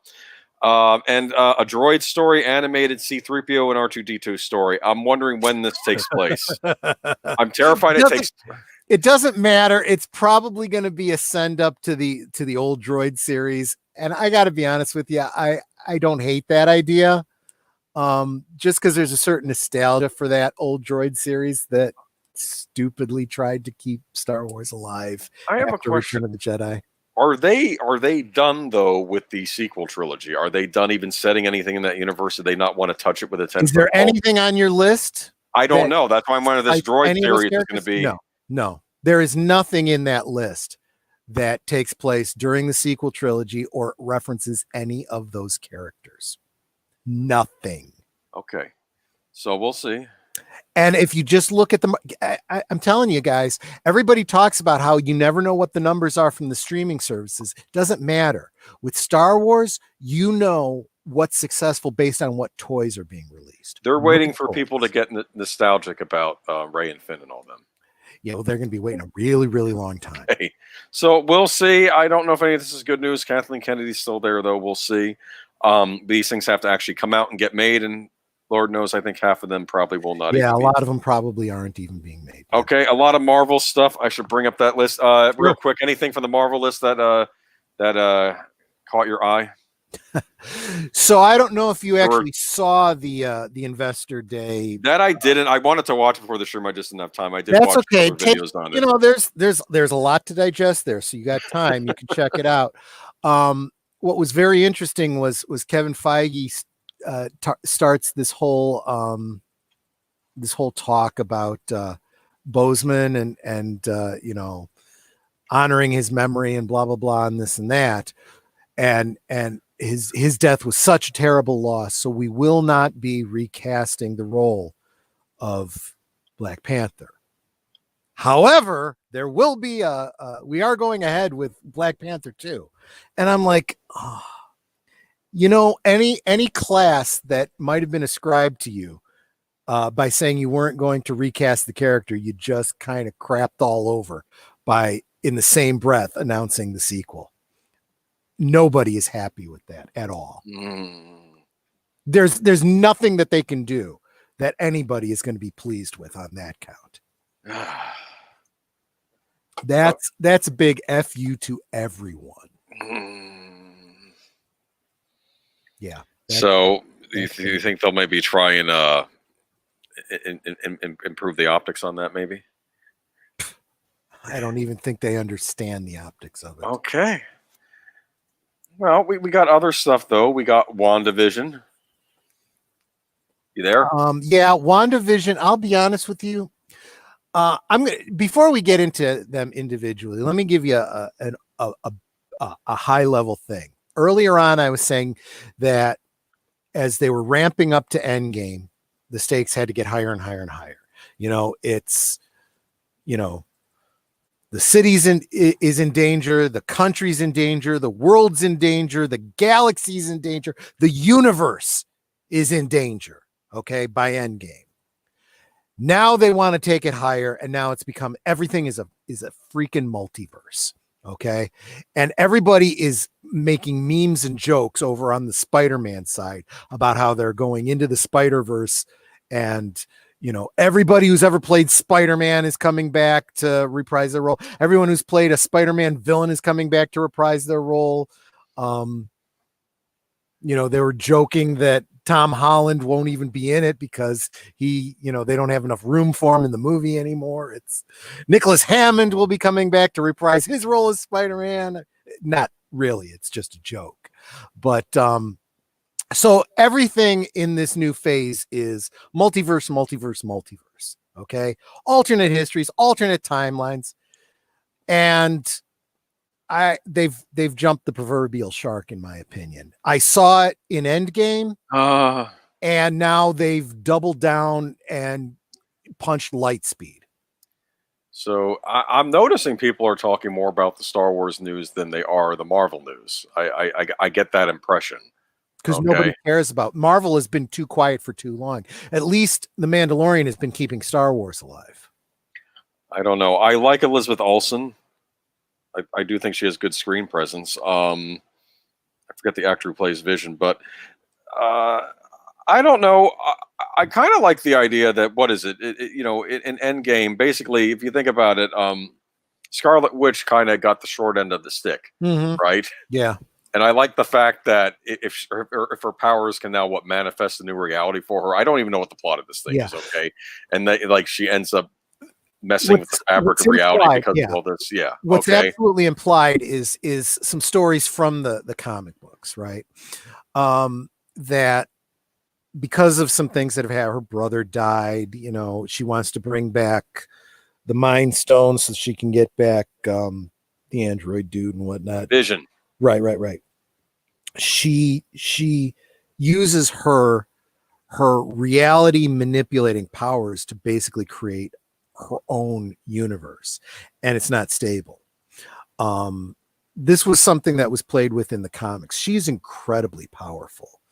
And I think they're going to tap into that. And in the comics, they used it as a way of, they were going through a period, and it was directly related to the Disney, Marvel ownership, not owning the mutants and everything. And she basically wipes out the mutants, and Oh, I remember hearing about they that. throttled the use of mutants in the comics and so forth, because it's still Disney's property. So it's really hard.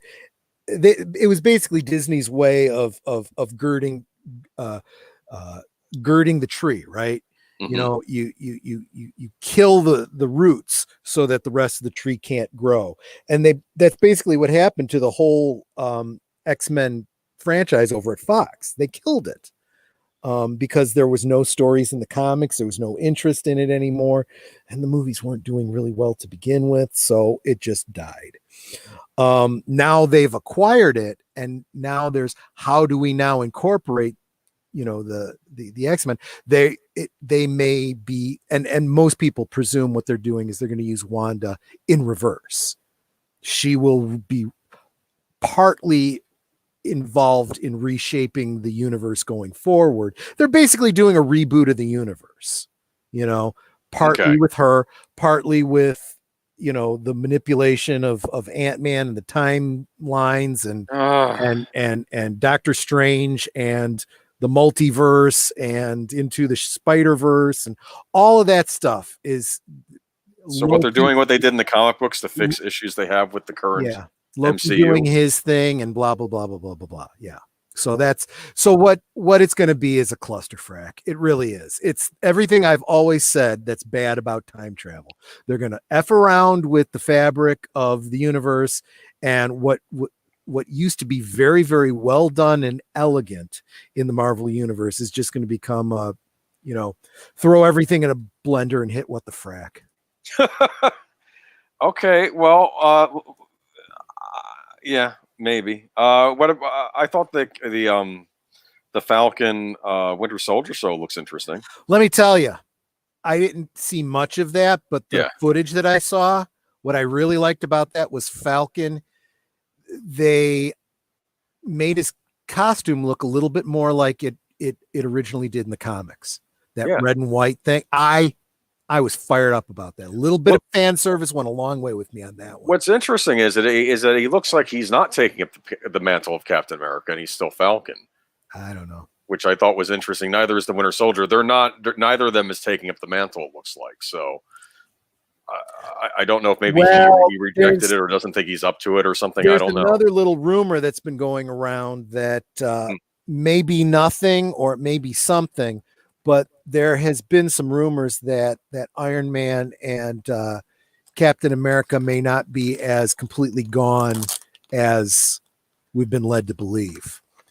Whether that means they're being recast or what, I don't know. But with all the time travel changing around and stuff, is that what this What If series is supposed to clear up? How there are all these different realities now? I don't know. No, What If is directly taken from the comic books. There was a line of comics in Marvel for many, many years called What If. I was listening to a Midnight's Edge. They did this with Star Wars as well, didn't they? Cut out on me. What was that again? Oh, I was listening to Midnight's Edge. So somebody was saying they did this with Star Wars as well in comics. They did What If comics. Yeah, they were kind of hit and miss. Okay. But the What Ifs in Marvel comics go back, to the 70s, I think. They've got some. There was like, what if Uncle Ben had lived? What if Sue Storm had died during childbirth? What if Hulk went berserk? What if some of them are very, very tragic, okay? And some of them are really funny. One of them was, what if Aunt May had been bitten by the radioactive spider? It is hysterical. What? Yeah, it's meant to be a little tongue in cheek. Like Aunt May? Aunt May, like old decrepit Aunt May, gets bitten by the radio. Like the radioactive spider, instead of biting Peter, like gets into his backpack and he brings it home, and the spider gets out and bites Aunt May, and she gets all these superpowers, and she goes out as Spider Woman, right? And she has to hide it from Peter because he's frail and he wouldn't be able to deal with it. He'd be worried about her all the time. And she's got this outfit that she makes for herself that it's just what you would expect a little old woman to do. Like it's very anachronistic, not like a spandexy type suit. You know, it's like a dress with a bonnet. It's hysterical. See, if I had been fooling around, it might have been Uncle Ben, the Spider-Man, you know? Actually, I don't remember them ever doing that kind of a story, but that would have been a good one too. Because I wonder how he would have been, because I think he might have been more of an aspirational type superhero. Well, the Spider-Man, you know, because what they did was I had mentioned it. What if Uncle Ben had lived? Well, that's what the cover is. But when you actually get into the story, the altered history is it's actually Aunt May that gets killed rather than Uncle Ben. And the way things go differently, it still impacts, you know, Peter the same way, the whole responsibility thing. But now Uncle Ben is there to kind of coach him through the situation, because Uncle Ben, there's this great bit where the story looks like it's going exactly the same way, and he goes out and becomes Spider-Man, and he comes back from fighting crime one day, and Uncle Ben calls him into the kitchen and he says, "We need to talk." And he picks up the tablecloth, and underneath the tablecloth is the Spider-Man outfit. Oh. And he says, let's talk, son. And he's like, I appreciate this, and I appreciate what you're doing, and you're absolutely right. It's like I said, with great power comes great responsibility, but you know, you need to temper that with wisdom. And so he coaches him through. He kind of becomes like the Alfred to his Batman, you know. Oh, that'd be neat too. Yeah. And then when all this stuff happens with what's his name, J. Jonah Jameson, Ben goes to him and you know, gives him what for, and things go very differently in that regard. It's a very, very interesting story. So in one comic book, you get a whole outline of how history could be different. Sometimes it's better, sometimes it's worse, sometimes it's just a different course. What if Gwen Stacy hadn't died? You know, I mean, there's all kinds of really, really interesting stories that they explore. And so this is just, you know, the Marvel Universe version of it. And they're doing it in animation. It looks like rotoscoping animation. It looks very interesting. Yeah, it looks like it. I mean, I used to watch, it might be rotoscoping. I also used to watch Tron Uprising, and it has kind of that cel-shaded look like Tron Uprising had. So they might be using the characters' faces as reference. It's hard to say. I don't know if maybe they are rotoscoping. I don't know. They're using the voice actors of some of those characters, though. I did notice that. But I'm trying to think what else was mentioned. There was the Loki series. I don't know if you caught the trailer for that. I did. So there's another example of them messing around with time travel and alternate realities and all kinds of stuff. It looks good, but that was Owen Wilson, right? Yes, it was. Okay. I almost didn't recognize him, but I knew the voice, and I'm like, who is that? And it's like, oh. I'm telling you, it's got the potential to be a clusterfuck, though. It really does. It's hard to say. They have the actors are fine. They got the talent for movies. I'm just worried if these series are going to come together, but we'll see. I know that these have all been in the works for a while. I just think that they ran into production delays because of certain real world events, but I know they've been finding ways around that. But I don't know. I think I'm hoping the Falcon Winter Soldier series looks the most promising, because maybe it'll just be a straight up action show. They announced a bunch of stuff at the Marvel thing, though. There was a Hawkeye series apparently in development. Yeah, it's going to focus more on his daughter. Okay. I don't know. Is it his daughter, or is it just a protege? I thought it was his daughter. I thought it was the daughter too, but then somebody else told me. I don't know. I'll find out more as that goes along. We also had Ms. Marvel, and which I'm assuming they're trying to go for the CW audience. I don't know. Here's the problem with This is why Ms. Marvel, Captain Marvel exist in the comics at all. Okay. They have to keep that character alive in order to keep the name. They are Marvel Comics. They want to keep Captain Marvel. So that's why when nobody cares a fig about Carol Danvers' character, they cancel it, they bring her back. Doesn't matter if those comics sell, as long as she's in production, they keep the rights to that name. That's all they care about. So there's a lot of talk about comics dying. And if comics die, they have to make movies or cartoons or something to keep those characters in their back pocket. Yeah, like the Ironheart. Is that supposed to be an animated series? I don't even know if they know what it is yet at this point. I don't know. But. Well, and then there's the Armor Wars or whatever it's called. Oh, War Machine, right? War Machine, and apparently it explores what happens when Stark technology gets into enemy hands and stuff. That one I'm least interested in. But, I'm pretty sure that was based on something from the comics. I don't know, but I honestly don't care anymore. I really don't. Because I know that Don Cheadle replaced Terrence Howard, and Don Cheadle, I don't know how old he is, but he was getting up there, yeah. So I don't know. Well, let's face it, he doesn't have to physically do much. I know. He just sits in front of a camera and they film his face and everything else is CG. All right. Well, anyway, I guess we'll be keeping track of this exciting news as it develops, right? Yeah, we'll keep you all posted, people. I think we have time for one more story. Do you want to pick which one? I don't know if we should wait on the time's up thing. We might be able to do that next week. Yeah. But, should we talk about Bad Santa? Let's talk about the Bad Santa. Did y'all hear about this? Okay. A little bit of instant karma here. So you guys probably all heard about the mall Santa that refused to kid asked the kid. Well, first, let's back up. I mean, the way they're handling this is you can't get too close. You got to keep 6 feet distance. So now there's no sitting on Santa's lap anymore. You sit across a table from Santa.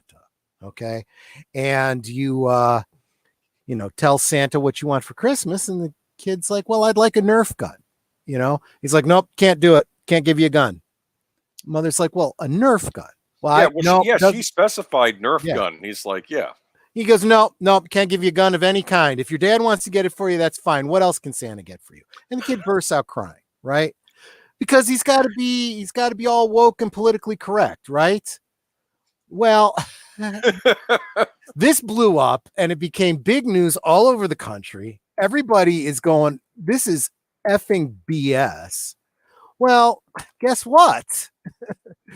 It immediately resulted in him getting fired. Now, there's a lot of the more left-leaning outlets that spin this as he resigned after this. Yeah. But you don't resign a seasonal job when the season isn't over yet, unless you're being fired. He got fired. And this is what as soon as I heard this, I was talking with Nanette about this. And I'm like, you understand that the only reason that they have a mall Santa is to sell stuff in the mall, to sell the toys. They do not want you saying anything negative against any toy that they might be selling. They're selling Nerf guns in that store, in that mall. They want them to sell. They don't care what your political affiliation is and what you think about those toys. Santa, just shut up and do your job. And it looks like he's kind of been put in his place. Now, I didn't grab a link for it, but I saw the video. Of the real Santa Claus stopping by the boy's house. Remember that? Oh, there was that one too. There was another one with a brand new Nerf gun for him. Yep. And because what's his name? Crowder. What's his first name? Something Crowder. Anyway, he's the one. Louder with Crowder. That's all. Yeah, Louder with Crowder. He's the one that's always changed my mind. Yeah. He did a Skype call with the boy and his family. And I wish if I think about it, I'll drop it into the Professor Geek group later on. It was actually very funny because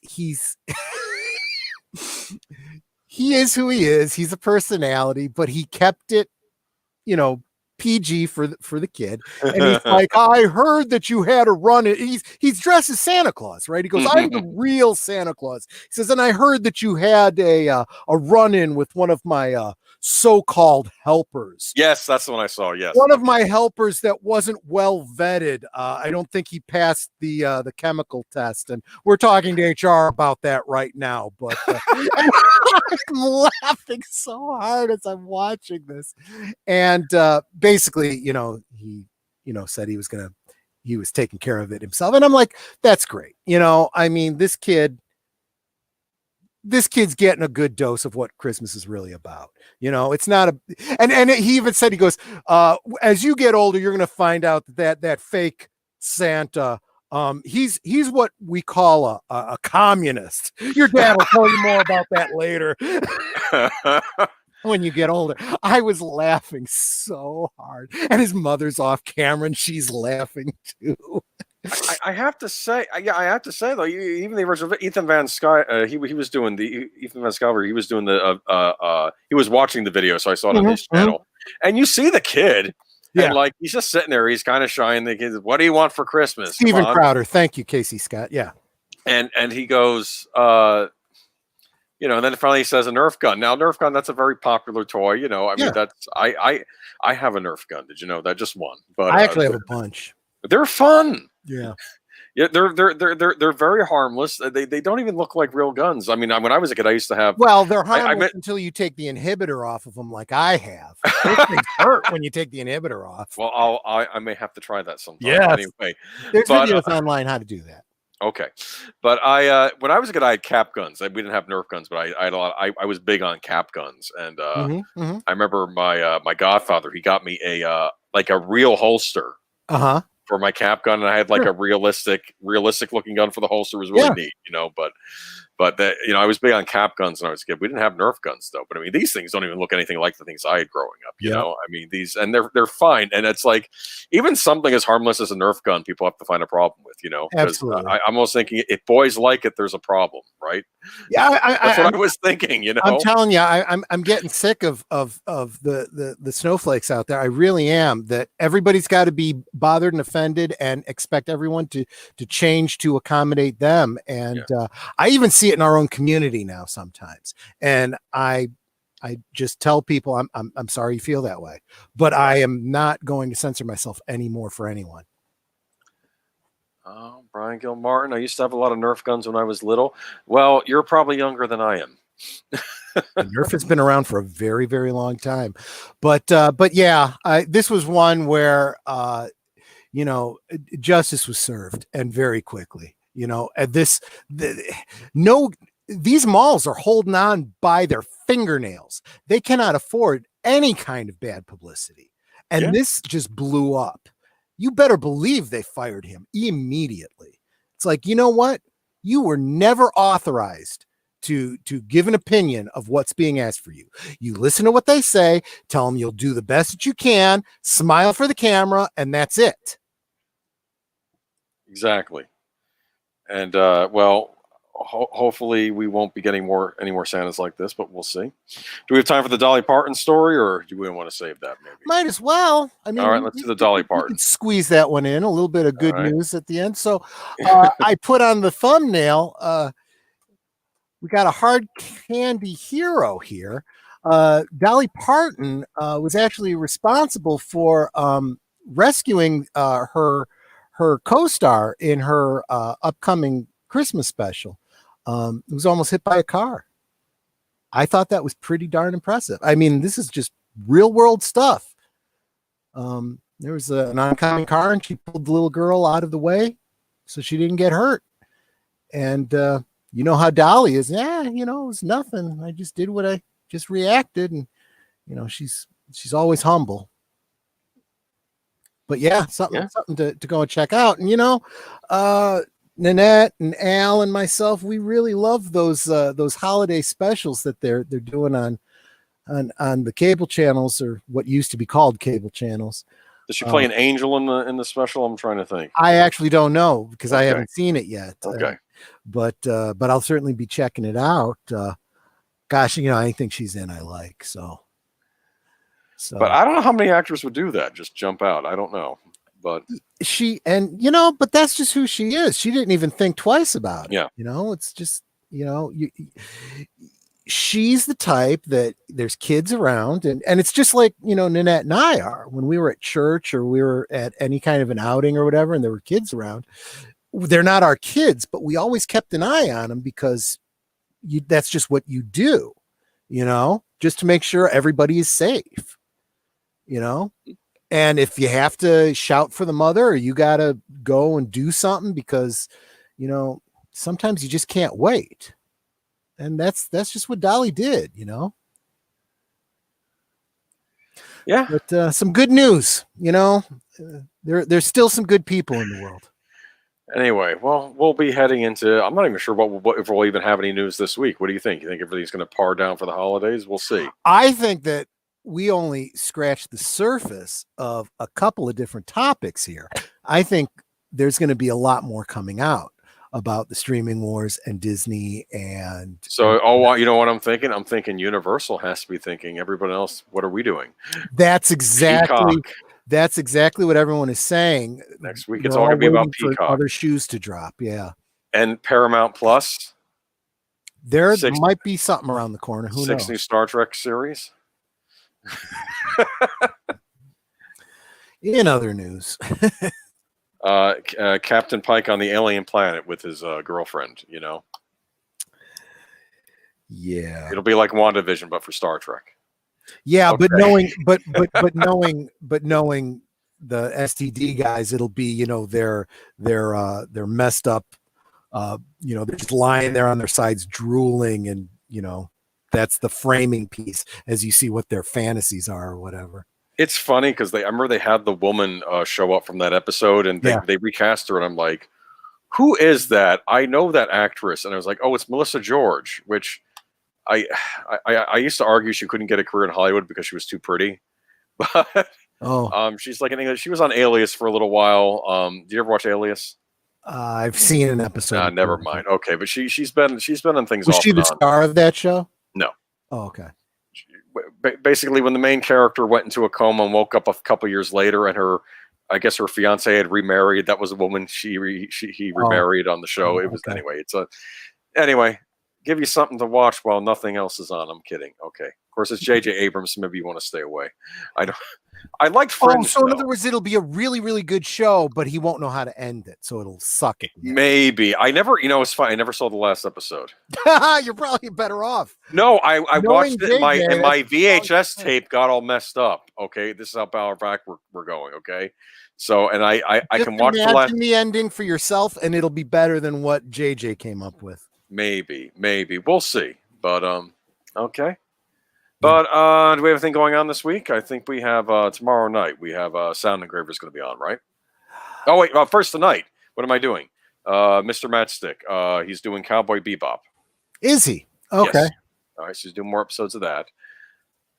Let me see. I can at least drop the link so you guys can jump right over there. Yeah. Mr. Matchstick. He's go ahead, go on to Monday while I'm getting the link for everybody. And then Monday, let me see, the Sound Engraver, I believe is going to be on tomorrow night. Okay. And then I believe Tuesday afternoon, Wolf 10 is going to be having something going on. And then Tuesday evening, I don't think anybody has anything going on, right? No. Okay. Yeah, I just dropped the link. I didn't put any preface to it. That link that I just dropped is to the Cowboy Bebop rewatch over on Mr. Matchstick's channel. Right. Okay. And I'm not doing anything on Tuesdays this month. So that brings us to Wednesday, which I believe is going to be Green Lion Girl, I believe is going to be on. And I will be doing a live commentary on Batman Returns with Daniel Herron, and we're fairly certain Professor Geek will be showing up. Oh, that's awesome. Okay. Yep, that's a Christmas story. If not, I'll see if I can. Or a Batman story that takes place at Christmas. Let's not have this conversation. We were having this conversation about young Sherlock Holmes last week, and I was arguing this really isn't a Christmas story. even though it's taking place at Christmas time, I'm not. I'm putting my foot down. Okay. Okay. I think they're too engrossed in solving the mystery. They forgot it's Christmas until the end. Okay, of the movie. So Yeah. they do say Merry Christmas though at the end, but it's less so a Christmas. Have you ever seen Young Sherlock Holmes? I think I did. I don't remember. This is my trying to get everybody to watch a movie that maybe they won't like, but I was a big fan of it growing up. It was a Steven Spielberg production though. Okay. Yeah. Okay. I probably saw it when it first came out, And you forgot it. and Okay. just don't remember. Yeah. Okay. But let's see. Thursday, what's going on? I think Wolf 10 will have another thing in the afternoon. And And then Thursday night, I will be doing a rewatch of the classic Rankin and Bass Rudolph. okay. Cool. I'll try and tune in for that if I can. Yep. And does the professor have anything going on that night on the Catholic Bible Geek channel? Or I believe he's got a Bible study. okay, cool. So definitely check out the Catholic Bible Geek if you are so inclined. And then Friday we're having I believe Fan Man probably have something going on. I know he did a rewatch last week. And then Saturday, what's going on? Saturday, I believe the rewatch is on Sound Engraver's channel, and it is Fantasia. What was it? Fantasia 2000 something or other, whatever the second Fantasia film was. Fantasia 2000. Yeah, Fantasia 2000. Okay, that's what it was. Okay, that's what the rewatch is. Okay. And then it'll be study hall next week, and we'll see what's going on. Yeah. Okay? We could always do a year in review if we have no news. Of course, we might do that the following week after that because I don't think there's anything going on during the holidays. I'm glad you bring it up now because it's probably we're gonna have to do some quick research. There's been a crazy year. A lot of whatever you want to do. Like I said, we'll play it by ear. I'm not, it should be fun. Okay. Yeah. Let's not have to worry about research. There's nothing fun about a year's retrospective in 2020, though. There is. Let's be honest. There is not. And normally I'd be looking. Well, let's end on a happy note and not say anything else. Okay. Dolly Parton. Dolly Parton rescued a little girl. She saved her life. That's an awesome thing. Okay. And on that note, I think we're going to close out. All right. Alrighty. 3 minutes early, but head on over to Mr. Metzig's channel. Yeah. Cowboy Bebop's a classic. I think Troy and I have to get up for work though at some point. Absolutely. Right? All right. You got 13 minutes to get over there to keep Cowboy Bebop though, based on the countdown there. All right. I'm going to play the bell.